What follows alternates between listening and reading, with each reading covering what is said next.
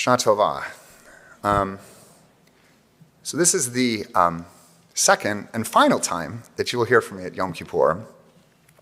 Last year, if you recall, I spoke about showing up there, out in civic life, in public conversations, in the broader culture. And that still matters, and we will continue that work. And in fact, to that point, I'd like to introduce our friend, Congressman Luz Rivas, Congressman Brad Sherman. We also have with us Supervisor Lindsay Horvath, State Senator Carolyn Menjivar, and of course, I think in the back, State Assembly Member Jesse Gabriel. And all of these elected officials came here to be with us on this important night of the year. And I also want to take special attention to Congresswoman Rivas and Supervisor Horvath, who both traveled to Israel this year to see the situation on the ground firsthand, so thank you for that. But almost 2 years after October 7th, our central work is to show up here within our own Jewish lives, so that what we bring to the world is anchored, literate, and joyful. Since October 7th, many of us have felt a jolt of what Dan Senior, author of Startup Nation and podcaster Call Me Back, calls a crack in Jewish consciousness. For months, we are on high alert, sharing articles in our Can You Believe chats, stories from campuses and city halls. Dan describes that burst of energy, not a great awakening, but Jewish adrenaline, powerful but temporary. Adrenaline fades, identity doesn't. The question on Yom Kippur is how we turn an emergency response into a life practice. Or in Dan's language, how do we move from being prominent but weak to Jewish and strong? Dan's speech at the 92nd Street Y in May was the speech of the Jewish world this year. Tonight, I want to draw from it, show how we've put it into practice here at VBS, and outline how we continue to grow and build on its central message. We start, however, in the 2nd century with Rabbi Akiva. He began not as a scholar, but as a shepherd. He was illiterate at 40, and he watched water wear down a stone. He realized that the steady drop of Torah could shape him too. Our lives, like that stone, are not fixed. They are formed by what drips into them every day. This is not just a message for children. It's for the accountant who hasn't opened a sitter since his bar mitzvah, for the grandmother who lights candles once a year, for the college student who's never learned to chant Haftarah. The path is open at every age. All it asks is frequency. The best way to invest in Jewish peoplehood is immersion in tradition, ritual, and learning with other Jews. It's not a slogan, it's a schedule. And the data bear this out. The kids who lead Jewishly on campuses almost always come through a day school, a camp, or a deep Jewish bubble where their closest friendships were formed amid Jewish living and learning. VBS is that bubble for the Valley.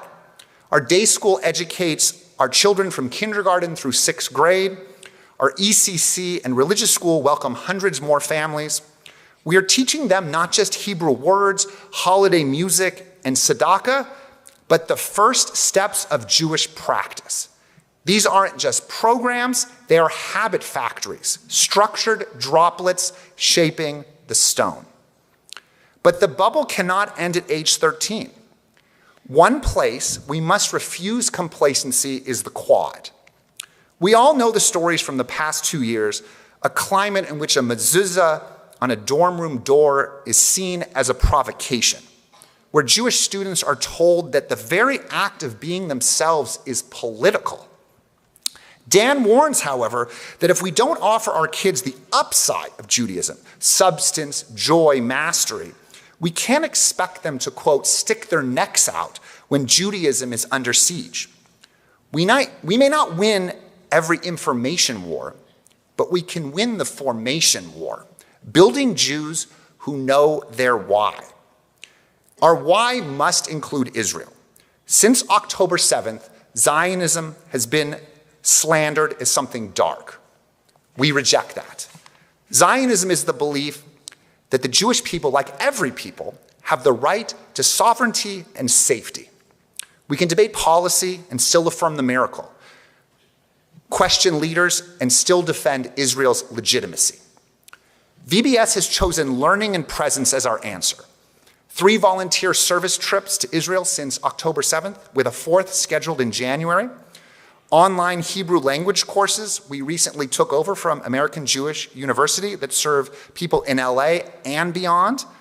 Yom Ha'atzmaut celebrations that fill our courtyard with blue and white. Israel will always remain part of our why.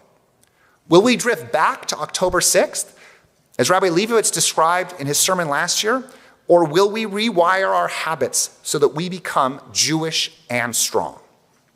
The rewiring is already happening. Our campus has pulsed with music, service, and advocacy. Cantor Rafi's concerts turned the turf into a summer debate tefillah. Our Hesed volunteers delivered meals and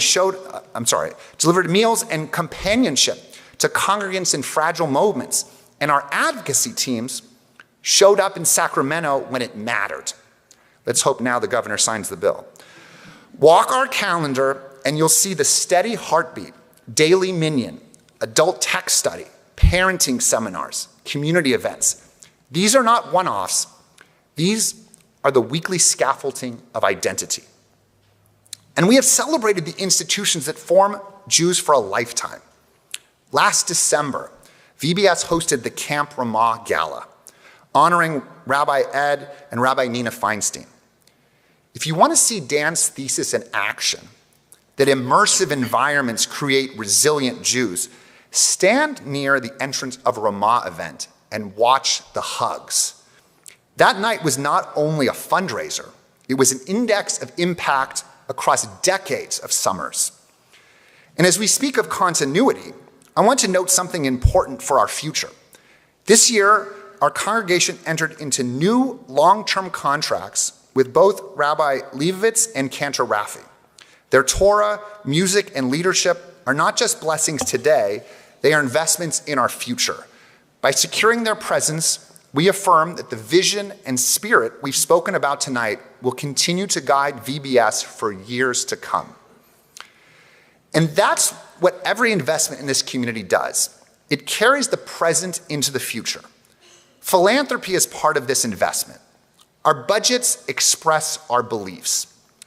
I felt this especially on the Special Dues Committee, where a gift meant a bar mitzvah or a preschool education for a family in need. Those were not line items. Those were lives changed.